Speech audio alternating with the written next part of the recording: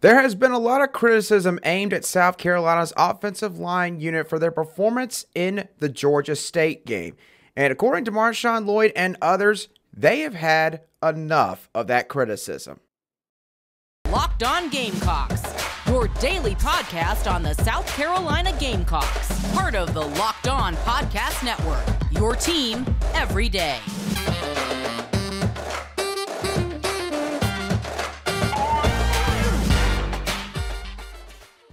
Today's show is brought to you by LinkedIn, the official college football recruiting sponsor across the Locked On College Network. LinkedIn Jobs helps you find the candidates you want to talk to faster. So post your job for free at linkedin.com/LockedOnCollege. Terms and conditions apply.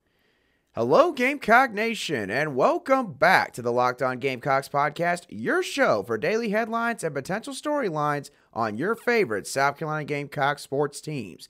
I'm your host, Andrew Lyon, and as always, thank you for making the Locked On Gamecocks podcast your first listen every single day. We are free and available on YouTube and wherever you get your podcasts daily. And if you want future alerts and notifications on new shows from the Locked On Gamecocks podcast, be sure to subscribe on YouTube or give us a follow, again, wherever you listen to your audio podcasts.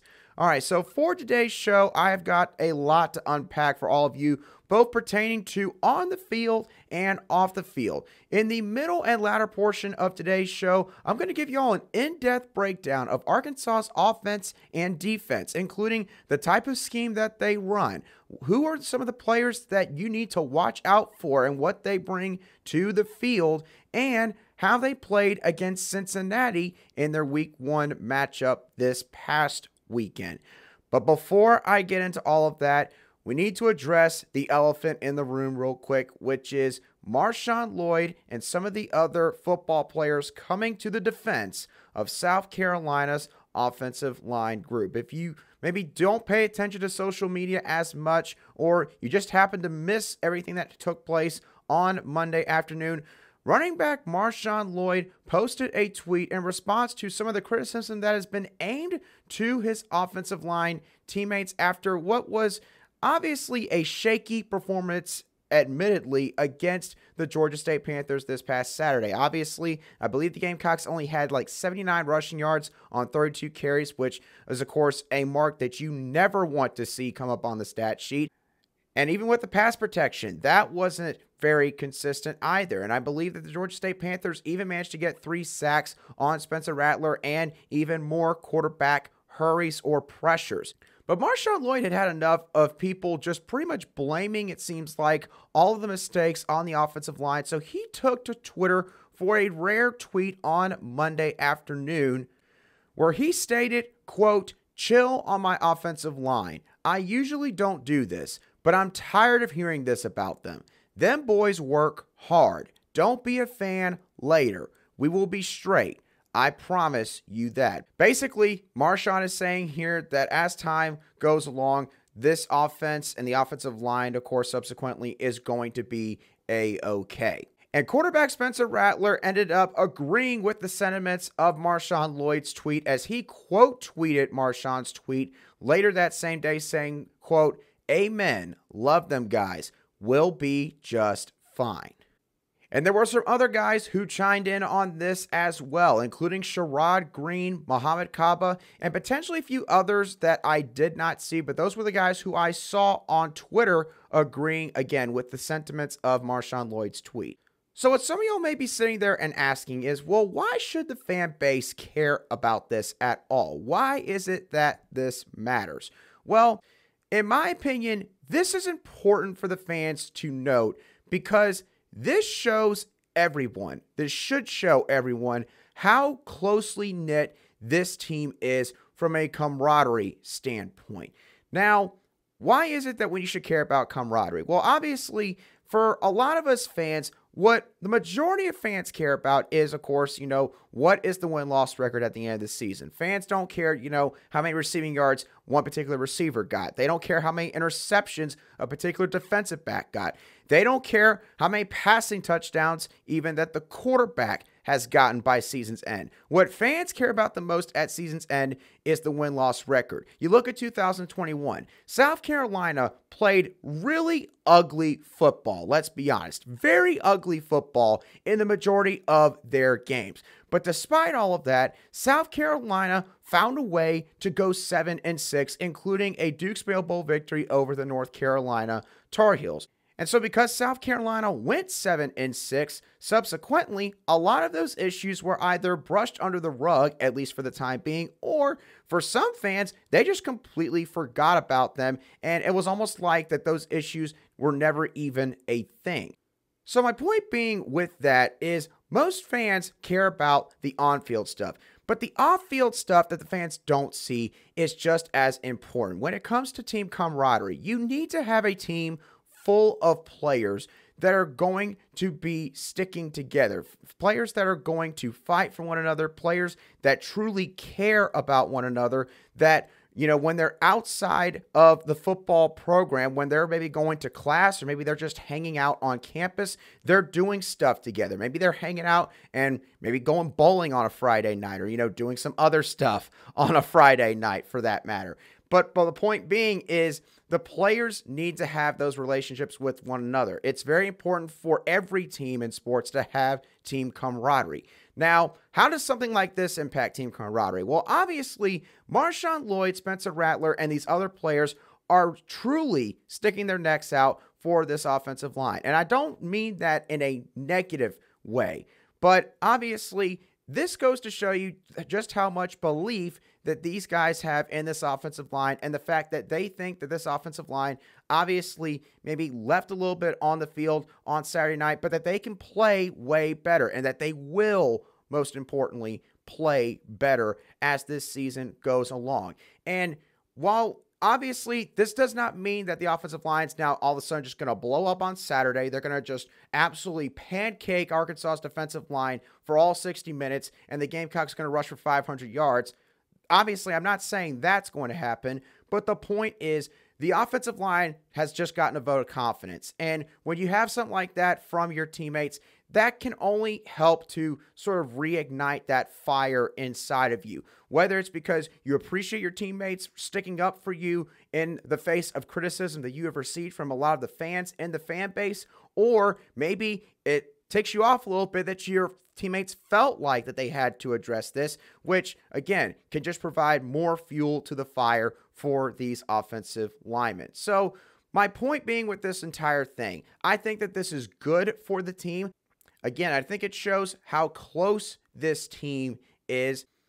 And it seems like there's now a small mentality that's developing in the locker room where the players are sitting there and they're thinking to themselves that we are truly the only people who believe that we can hit our ceiling, that we can do way more than what we have done. And obviously, that could be very healthy for a team to have. Of course, if that mentality spreads throughout the entire locker room and you get to a point where everyone in the locker room believes that they are the only ones that believe in themselves, then obviously you've gone over the edge. You have crossed sort of that threshold when it comes to this kind of mentality, and it can have adverse effects. If you don't have it at all, then, you know, maybe you can be a little bit complacent, so to speak. Again, I'm not saying, of course, that's what's happened here, but my bottom line is this. Overall, this can only have a positive impact on this team. It can only have a positive impact on this offensive line. And I think, at least from a mentality standpoint, you're going to see this offensive line come out on Saturday against the Arkansas Razorbacks, and they'll be out looking to prove that they are not as bad as some people have claimed them to be in the last 4 or 5 days or so.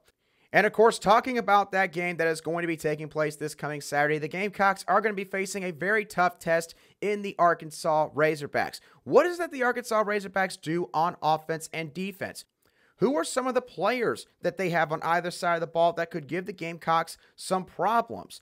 I'm going to be talking about all of that in just a few moments. But before I do need to talk to y'all about our friends over at LinkedIn, who are the sponsors for today's show. Now, as you gear up for the fall, you need the right people on your team to help your small business fire on all cylinders. And LinkedIn Jobs is here to make it easier to find the people you want to talk to faster and for free. Myself being a recent college graduate, I've been able to stay in touch and create a network with many people who are alumni of the University of South Carolina. When you use LinkedIn Jobs, you can create a job post in minutes to reach both your own personal network and a worldwide professional network consisting of 810 million people. You can also add your job to the purple hashtag hiring frame on your profile, which helps to find the right people that fit the job description to a T, using tools like screening questions to filter through candidates and populate viable choices. It's why small businesses rate LinkedIn Jobs #1 in delivering quality hires versus other leading competitors in the industry. LinkedIn Jobs helps you find the candidates you want to talk to faster. Did you know nearly 40 million job seekers visit LinkedIn? So why sit around and wait? Post your job for free at linkedin.com/lockedoncollege. Once again, that's linkedin.com/lockedoncollege to post your job for free for viable candidates to look at today. Terms and conditions still apply.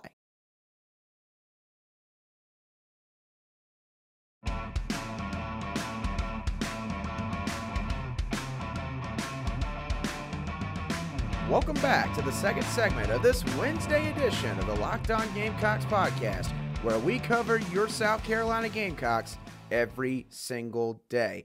All right, moving on from some of the off-field stuff that I talked about in segment 1, let's now talk about the Arkansas Razorback, South Carolina's Week 2 opponent, who they will be facing on the road on Saturday at 12 p.m. Eastern Daylight Time. So let's start off with Arkansas's offense. Now, Arkansas, from a scheme perspective, runs an air raid power type of offense, which, unlike most air raid offenses where there's a lot of passing involved, Arkansas does like to run the football, and in some cases, they'll run the ball more than they actually pass the ball. Now, why is the type of scheme that Arkansas runs on offense noteworthy? Well, according to On3's Clark Brooks, who is also known as SEC_StatCat on Twitter, 3 of the 4 most explosive offenses last year ran an Art Briles type offense, which basically incorporates air raid principles along with some super spread offensive principles.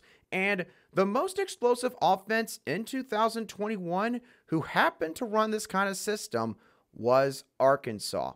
Tennessee and Georgia were second and third in terms of explosive plays, and in both of those games in 2021, the Gamecocks gave up 40 and 45 points, respectively, in each of those games. Now, obviously, that was back in 2021, where the Gamecocks were learning a new system under a first-year coaching staff, and of course, Arkansas had do-it-all wide receiver Treylon Burks, who was now playing in the NFL for the Tennessee Titans. Now, to move on to some of the notes that I jotted down watching the Arkansas-Cincinnati game from this past Saturday, I noticed in the Cincinnati game that Arkansas did not throw the ball down the field very much. And again, admittedly, I don't know if this was because Cincinnati's secondary just did a really good job of covering up Arkansas's wide receivers, or if it was an issue with Arkansas's wideouts where maybe they weren't doing a good enough job running their routes, maybe, giving themselves a chance to create some separation between themselves and these defenders in these one-on-ones.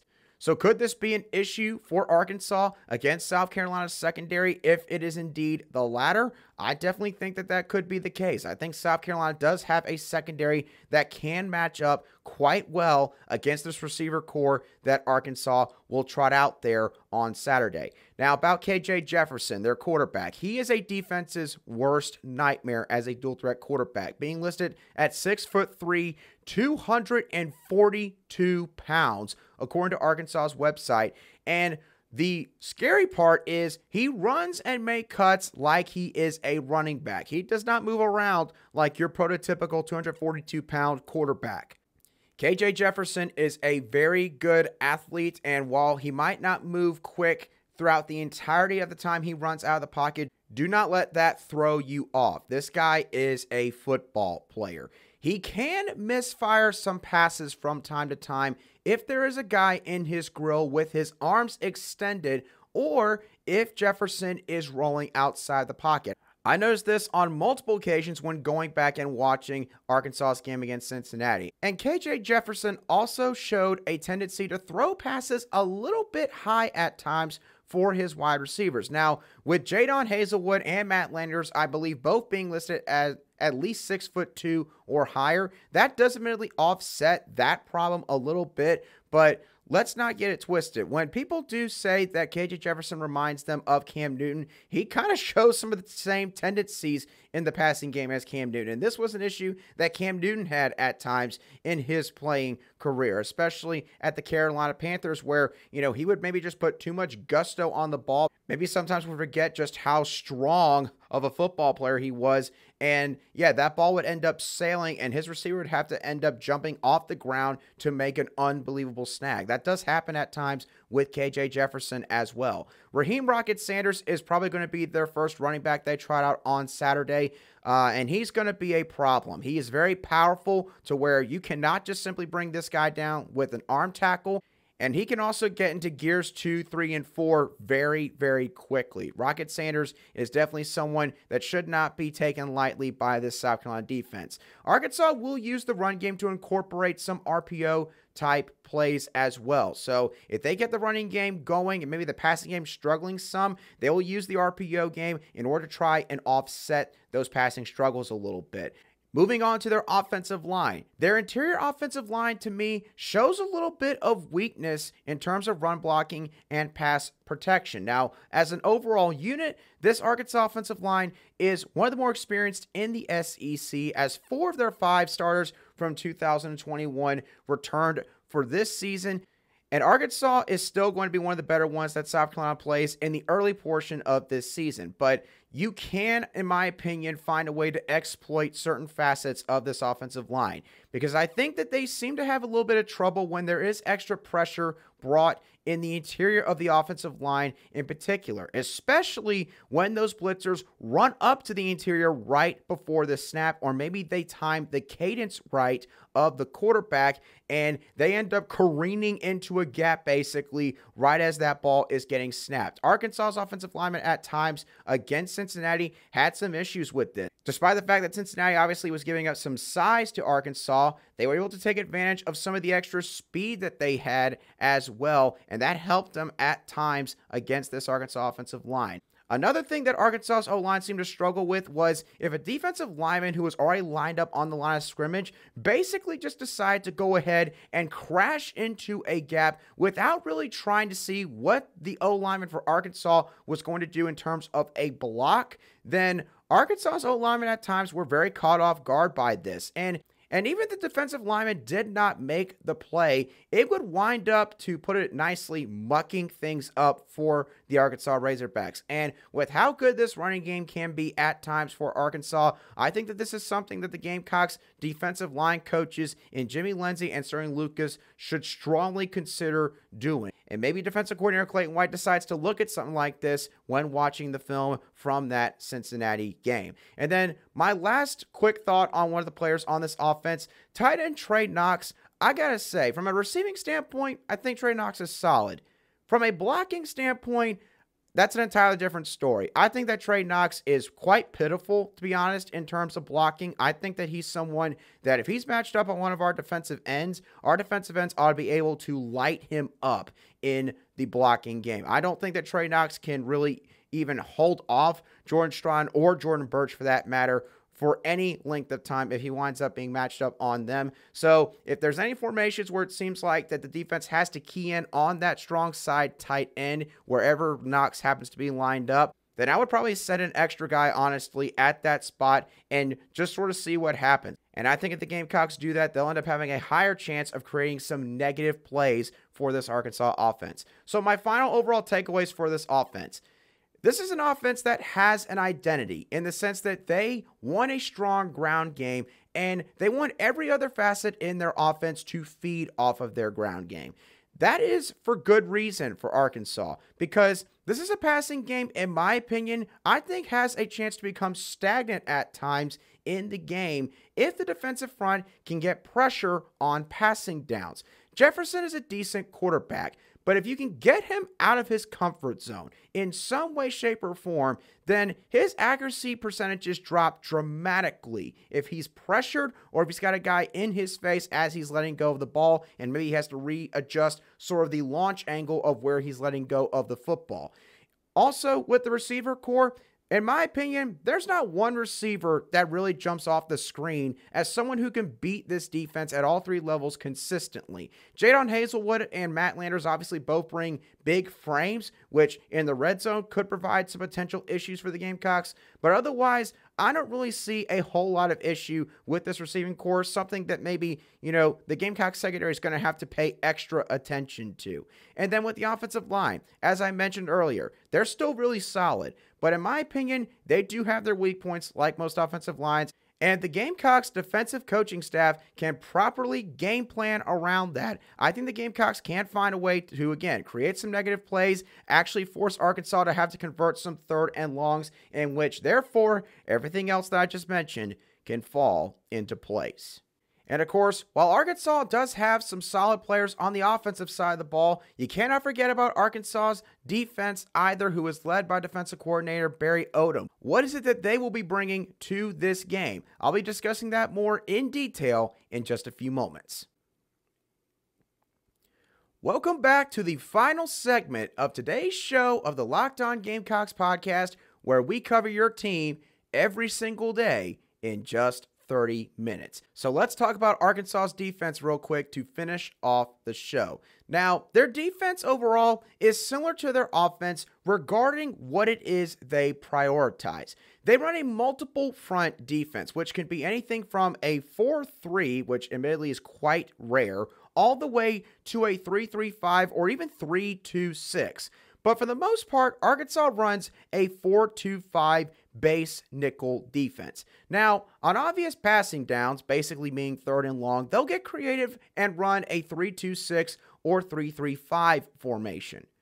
And in either of these formations, both of their linebackers can line up either outside of the offensive tackles or in between the defensive ends and the nose tackle on their side of the ball. Basically, there'll be 5 defenders lined up at times along the line of scrimmage who could rush the quarterback. And this is, of course, done in order to try to throw the offensive line and quarterback off kilter in terms of their communication by way of changing up their alignment, really making you have to dot all of your I's and cross all your T's in terms of knowing where everybody is at and who could be coming on a pass rush.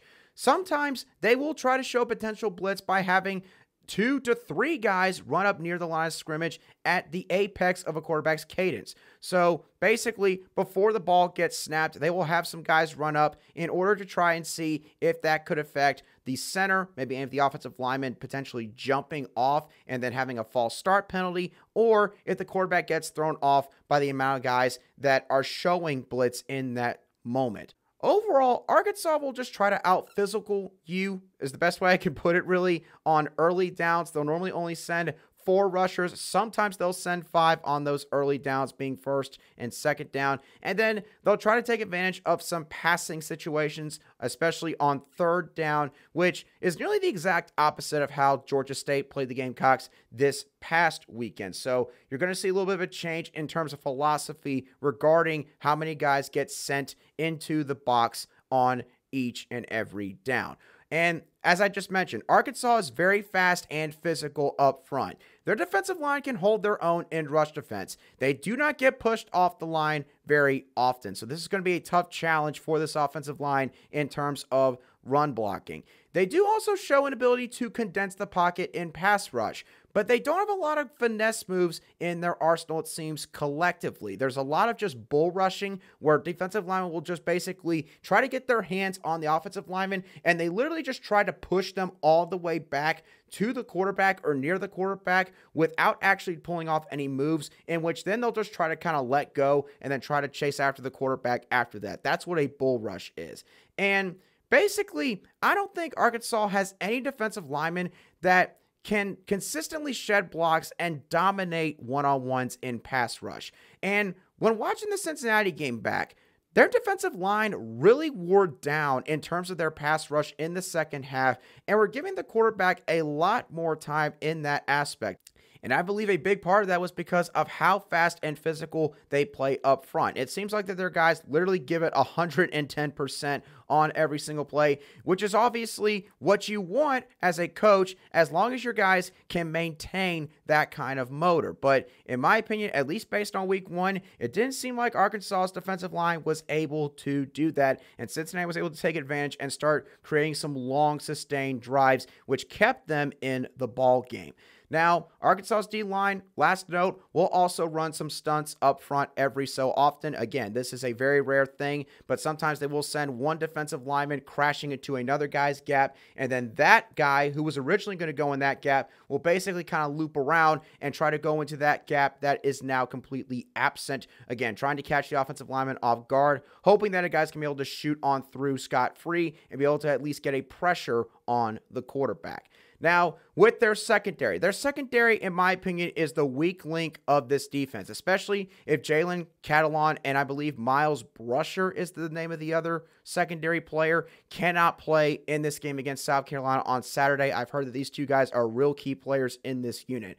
But either way, their secondary had multiple lapses in their game against Cincinnati, which, in my opinion, some of them should have led to some touchdowns, but Cincinnati's quarterback Ben Bryant had a little bit of an issue in terms of overshooting his receivers on multiple occasions. Their DBs had a tendency to be sagging in coverage, and Cincinnati took advantage of this by running a lot of short one-cut routes like a slant route, some out routes, some drag routes. Very short, simple routes where, again, the receiver's just making one cut and then they're just basically running full sprint the rest of the way and then hoping that the quarterback's going to be able to try to get them the ball.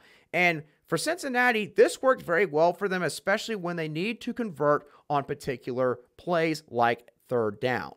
And while, of course, I cannot prove this could be a sign of just how much Barry Odom might not fully trust this defensive backfield to consistently make plays in press or man-to-man coverage where they're right up on a wide receiver or tight end in a one-on-one situation. And if that's the case, again, I think that South Carolina has the personnel at wide receiver and definitely at tight end in order to take advantage of that. So my overall final takeaways from Arkansas's defense.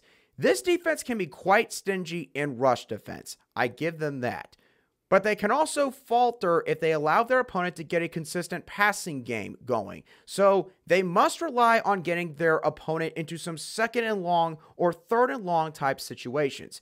Based on what I saw from the Cincinnati game, the physicality that this defense plays with can come back to bite them if their opponent can string together some long sustained drives on offense. So in terms of Arkansas's offense and defense, it starts and ends with the rushing attack on both sides of the ball. And that's something that the Gamecocks will have to deal with in Fayetteville this coming Saturday. So with that being said, y'all, that is going to do it for today's show of the Locked On Gamecocks podcast. I hope that y'all thoroughly enjoyed today's show. As always, what were y'all's thoughts on what MarShawn Lloyd, Spencer Rattler, and a couple of the other football players said about the criticism that has been aimed towards the offensive line since this past Saturday? How do you feel about what they said? Are you on board with how they reacted? Do some of you feel like maybe they should have just not said anything, which again, I think maybe would not be a great take. Again, I think that it was a good thing what they did, but I do want to hear what y'all's thoughts are on that. And how do you feel about Arkansas's offense and defense?